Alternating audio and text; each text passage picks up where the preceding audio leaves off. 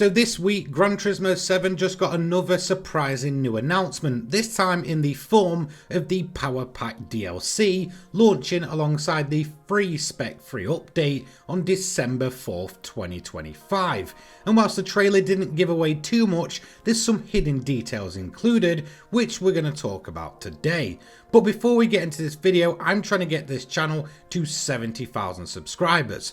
So if you want to stay up to date with everything GT7 and motorsport gaming related, then feel free to leave a like, subscribe, and turn those notifications on. Anyway, let's get to it. So let's just quickly kick off this video with what is the Power Pack DLC and a quick little recap of what this is all about then.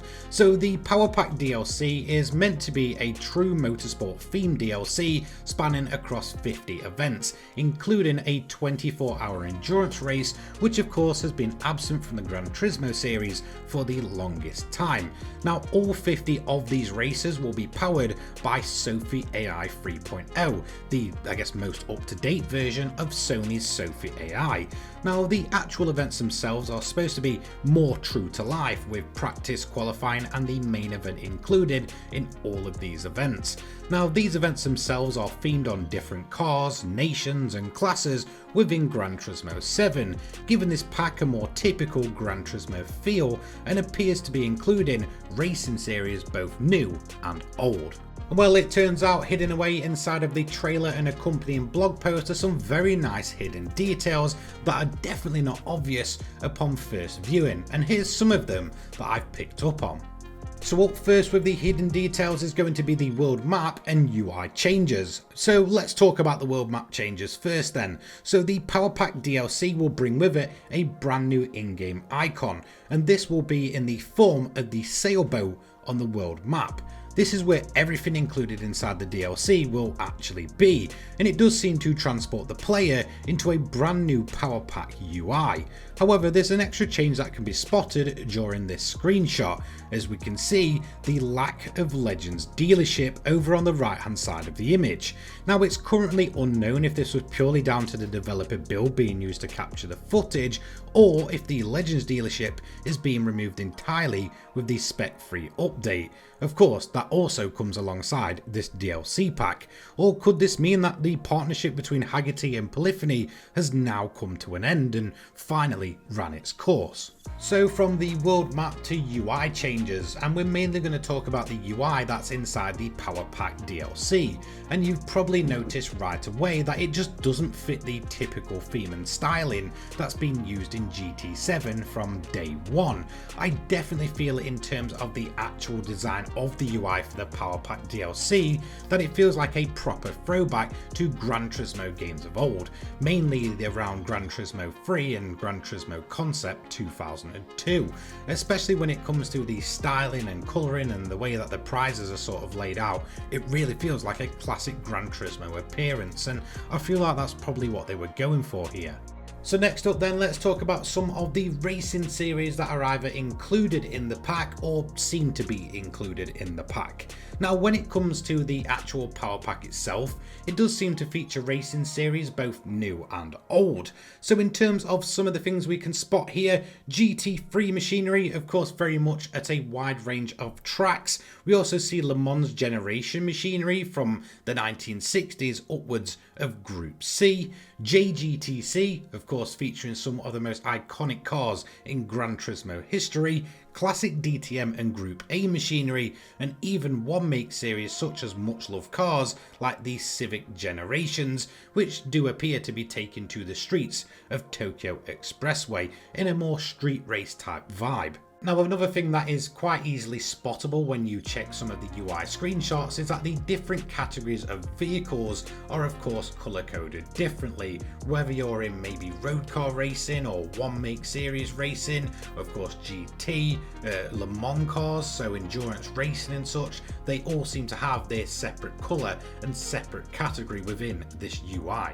Next up then, let's talk about the level cap. Now we all know that since day one in Gran Turismo 7 the collector level cap was set at 50, and whilst of course players could go over the actual point limit for this, it would then never ever level up the account, past that 50 level.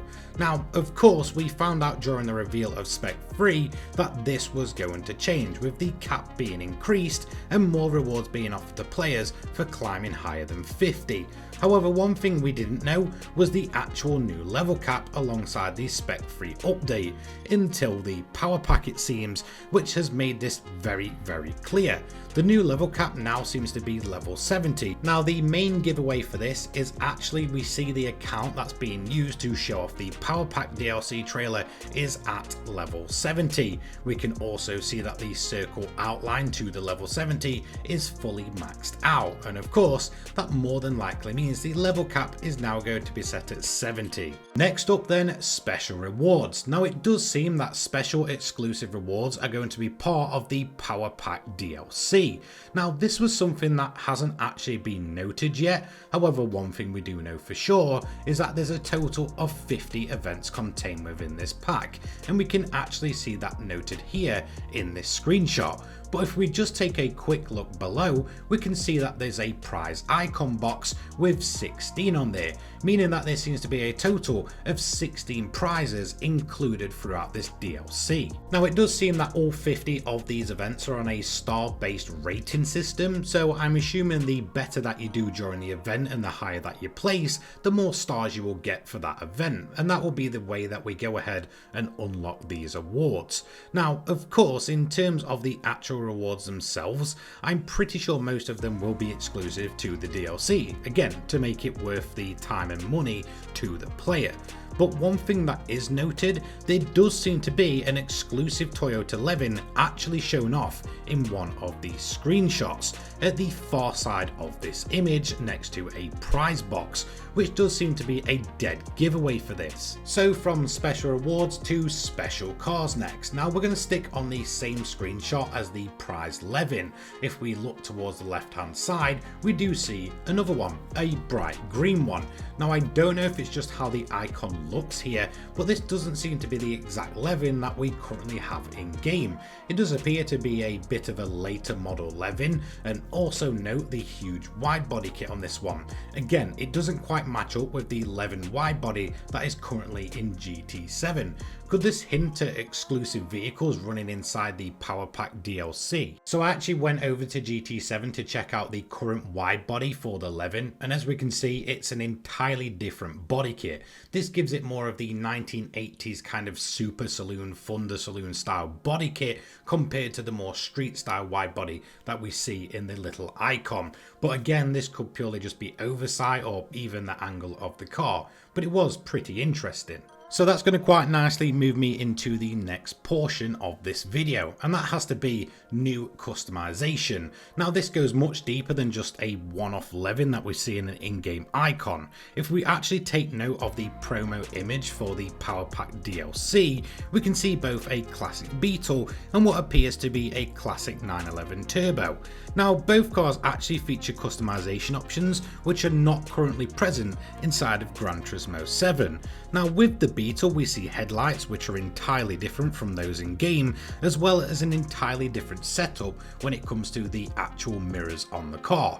Currently in game, there is no way to actually change the headlights or the single chrome mirror option, so it does seem that these are either exclusive to the Power Pack and a specific car, or of course maybe part of wider customization inside the Spec 3 update. The same can be said for the Porsche as well. If we look at the front bumper option, this is something that cannot currently be equipped to the Porsche 911 Turbo or even the Carrera. None of these cars can actually be equipped with that front bumper, so it does seem that there's going to be a deeper level of customization in GT7 going forward. Again, it's not confirmed whether this is going to be part of the Power Pack or Spec 3. I'd assume with deeper customization options, if this is going to be a thing, that more than likely it will be part of the Spec 3 update itself, as this is something that a lot of players have been asking for ever since we had car customization included inside of GT7. And finally, we have Unused Tracks. Now, another slight thing to note in the trailer is the appearance of the Nürburgring tourist layout. a track which is already featured in game, but is currently not featured in a single event inside of GT7, but of course does appear to host an event here in the DLC pack. This could quite easily hint that many of the unused tracks currently inside of GT7 could finally get a look in with these latest DLCs, and of course spec free. And well, that's going to be it for today's video. Thank you so much for watching. Of course, if there's any hidden details that you believe I may have missed, then feel free to list them in the comment section down below. And of course, as always, I will see you in the next one. Take care guys, peace.